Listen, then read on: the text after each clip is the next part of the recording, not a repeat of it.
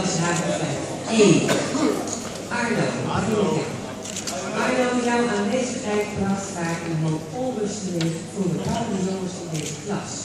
Ties, Steven, Dion, om maar een paar te noemen. Terwijl jij zelf zo rustig en evenwichtig jongen bent. Als er iets even niet liep, dan kreeg jij dat met veel opbouwing in de stoel geschoven. En jij onderging dat rustig met een leerzame glimlach. Je hebt nu een welverdiend diploma behaald. Gefeliciteerd en heel veel succes in de toekomst.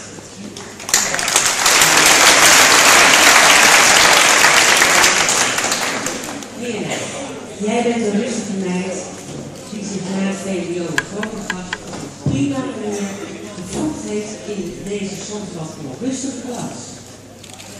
Je hebt altijd goed gepresteerd en we gaan ervan uit dat je dat op het HBO ook weer gaat doen. Gefeliciteerd met je diploma en succes in de toekomst.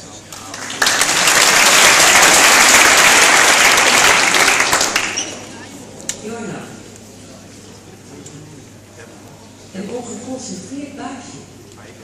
Met de ogen graag op het sportveld of op de meisjes gericht in plaats van de bladzijde onder je neus. Resultaat: een magistrale reeks van onvoldoendes in alle periodes.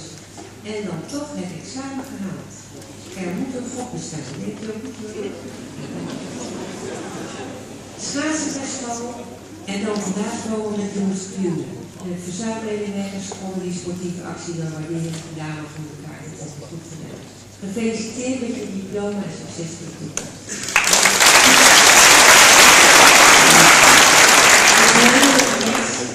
Jouw moeder en je vader zijn er niet bij. Dat kon helaas niet door omstandigheden. Maar ze hebben mij gevraagd, wil je daar even aan kunnen besteden? Het hoeft van hen niet, maar wij willen het toch wel erg graag. Nou, kijk deze. Ze denken.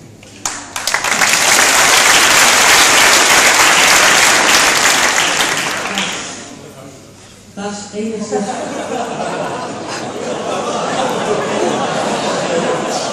Was enigszins te veel onderuit gezakt, maar toch niet voor kleine wil. Observeerde jij je klasgenoot. Af en toe trok je een bedenkelijk gezicht vanwege het uitgekraakte onzin van je, meestal mannelijke, medeleerlingen. Maar meestal komt er een grote grijpsel. Gefeliciteerd met je diploma en succes in de toekomst.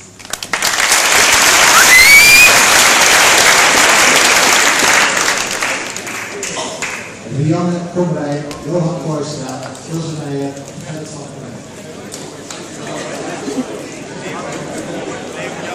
Er staat er wat te filmen.